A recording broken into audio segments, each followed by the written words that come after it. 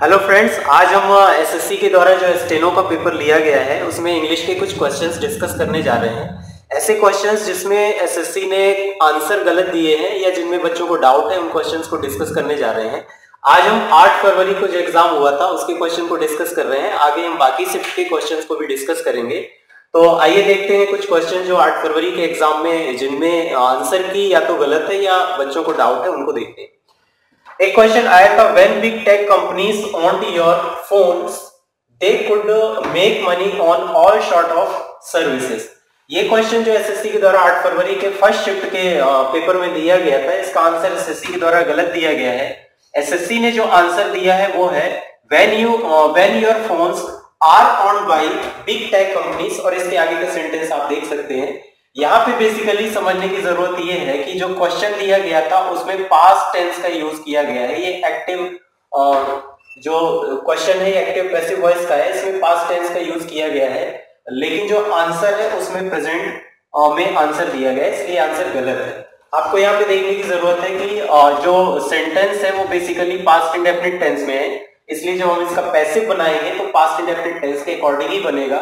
तो इसका आंसर बनाने के लिए हम जो इसका ऑब्जेक्ट है योर फोन्स, इसे यदि हम व्हेन के बाद यहाँ पे लेंगे तो इसके बाद हमको पास्ट इंडेफिनिट टेंस के पैसिव के अकॉर्डिंग एक प्लूरल वर्ब लेना होगा जो कि वर होगी, और उसके बाद ऑन लिया जाएगा, इसके बाद बाय बिग टेक कंपनीज, इसे हम यहाँ पर ऑब्जेक्ट के प्लेस पर लेके आएंगे। तो ये इसका आंसर होगा जो कि यूपी एसएससी के द्वारा गलत दिया गया। तो आप इसको आंसर को मिला सकते।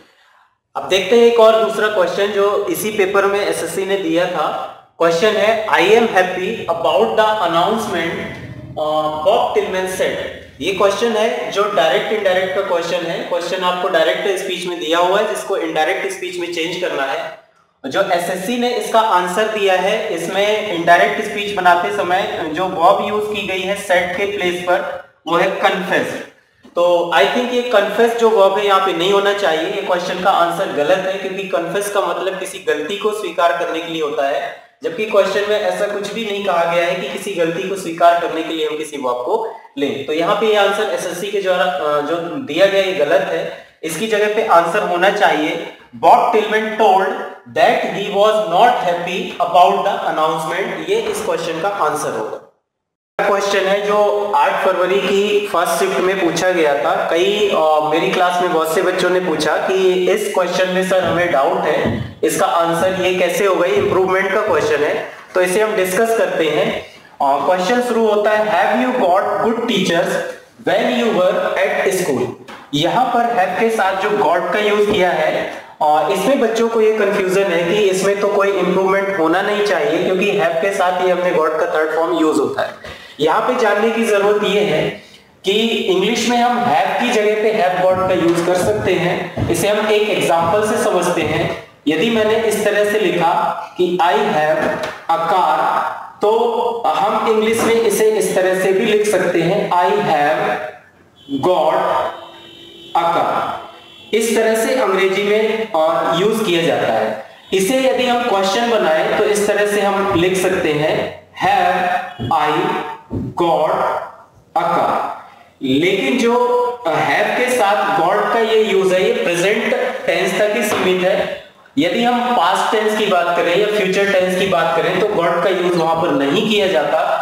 इसलिए इस सेंटेंस में जो गॉट का यूज यहाँ पे किया गया है वो गलत है। इसका आंसर हमको पास्ट इंडेफिनिट टेंस के अकॉर्डिंग बनाना पड़ेगा, और पास्ट इंडेफिनिट टेंस में हम जानते हैं कि मेन वर्ब को फर्स्ट फॉर्म में रखा जाता है। क्वेश्चन बनाने के लिए वहां पर हेल्पिंग वर्ब के रूप में डिड का यूज किया जाता है। तो इसका आंसर डिड यू हैव होगा, जो कि इसका इंप्रूवमेंट होगा। एसएससी का यही आंसर है, लेकिन इसमें जिन बच्चों को कंफ्यूजन है वो इसका एक्सप्लेनेशन यहाँ पे समझ लें कि हम पास्ट में गॉट का यूज नहीं करते हैं, इसलिए यहाँ पर जो आंसर होगा वो डिड यू हैव होगा, जो कि एसएससी का आंसर है। चलिए, ये एसएससी स्टेनो के 5 तारीख के पेपर के कुछ क्वेश्चंस हैं जिसमें कुछ बच्चों ने बताया है कि इसमें डाउट है, तो उसको हम डिस्कस कर रहे हैं। और इसका एक क्वेश्चन है, let us go for a movie this weekend shall we. ये क्वेश्चन टाइप का क्वेश्चन है जिसमें बच्चों को डाउट ये है कि let us go for a movie ये एक पॉजिटिव सेंटेंस है, तो इसका क्वेश्चन टाइप नेगेटिव होना चाहिए, जबकि यहाँ पे जो क्वेश्चन टाइप आंसर में दिया गया है एसएससी का आंसर नो इंप्रूवमेंट है। तो इसको हम डिस्कस करते हैं कि ये पॉजिटिव सेंटेंस होने के बावजूद भी इसका जो क्वेश्चन टाइप है वो पॉजिटिव क्यों होगा। यहाँ पे आप देख सकते हैं कि ये जो क्वेश्चन है लेट अस से शुरू हो रहा है। लेट से शुरू होने वाले क्वेश्चंस में हमें दो तरह के क्वेश्चंस मिलते हैं। एक तो लेट के साथ जिसमें अस का यूज किया गया हो, ये एक तरह से प्रपोजल होता है, प्रस्ताव देने वाले क्वेश्चंस होते हैं, और इनका जो क्वेश्चन टैग बनता है वो हमेशा शैल बी ही होगा, क्योंकि हम यहाँ पे अस का यूज कर रहे हैं। इसका जो सब्जेक्टिव फॉर्म होता है वी होता है, और इनका कभी भी नेगेटिव क्वेश्चन टैग नहीं जाता, इसलिए इसमें हमें नो इंप्रूवमेंट करने की आवश्यकता है। लेकिन यदि यहाँ पर लेट के साथ अस के अलावा कोई भी और दूसरा ऑब्जेक्ट होता, जैसे let him, let her, let Ram, let Shyam, इस तरह से यदि कोई और ऑब्जेक्ट यहाँ पर होता तो इसका डेफिनेटली हमें नेगेटिव क्वेश्चन टैग बनाने की जरूरत पड़ती। ऐसी स्थिति में हम यहाँ पर शैल का यूज करते हैं और उसके बाद जो भी ऑब्जेक्ट होता है उसका सब्जेक्टिव फॉर्म यूज किया जाता। इसलिए ये क्वेश्चन सही है, इसका इंप्रूवमेंट कोई भी नहीं होगा, इसका आंसर नो इंप्रूवमेंट होगा। पॉजिटिव क्वेश्चन होते हुए भी इसका जो क्वेश्चन टैग होगा वो पॉजिटिव होगा, इसमें कोई भी इंप्रूवमेंट की आवश्यकता नहीं। आइए अब अगले क्वेश्चन पे आते हैं, जो एक वोकैबुलरी का क्वेश्चन है। इसमें हमें सिनोनिम पूछा गया है। इस क्वेश्चन में कुछ बच्चों का डाउट ये है कि इसका सिनोनिम विक्ट्री हो सकता है, लेकिन ऐसा नहीं है। हमें इनके यदि हम पार्ट ऑफ स्पीच पे जाए तो वेनिक्विस एक वर्ब होता है, जबकि विक्ट्री एक नाउन होता है। पहली चीज तो पार्ट ऑफ स्पीच वाइज है। दूसरा, वेनिक्विस का मतलब विजय प्राप्त करना नहीं होता, बल्कि किसी को पूरी तरह से हराना होता है, और इसलिए इसका जो सिनोनिम होगा वो डिफीट होगा। डिफीट का मतलब हो गया टू, वेनिक्विस का जो मीनिंग है वो है to defeat someone completely, defeat completely, और विक्ट्री का मतलब होता है द एक्ट ऑफ डिफीटिंग। तो ये एक नाउन है, जबकि ये डिफीट एक वर्ब है, इसलिए इसका जो करेक्ट आंसर होगा वो डिफीट होगा। एसएससी के द्वारा यही आंसर दिया गया है और आपको यही आंसर लेना है। जिन बच्चों ने विक्ट्री इसका आंसर लिया हुआ है वो गलत है, आप इसका आंसर डिफीट लेंगे।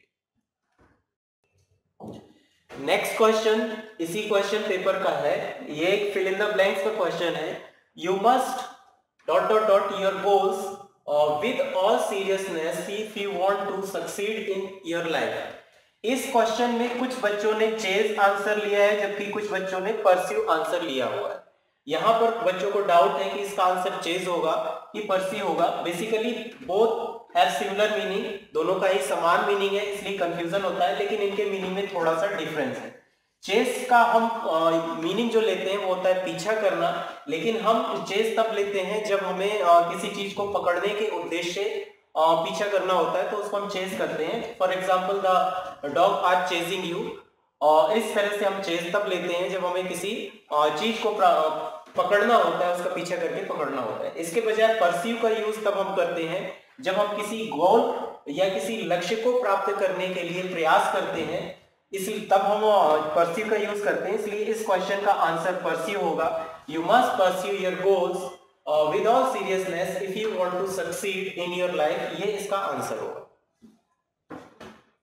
नेक्स्ट क्वेश्चन इंप्रूवमेंट से रिलेटेड है। क्वेश्चन है, Ravi tried to explain him the problem but he refuse to listen.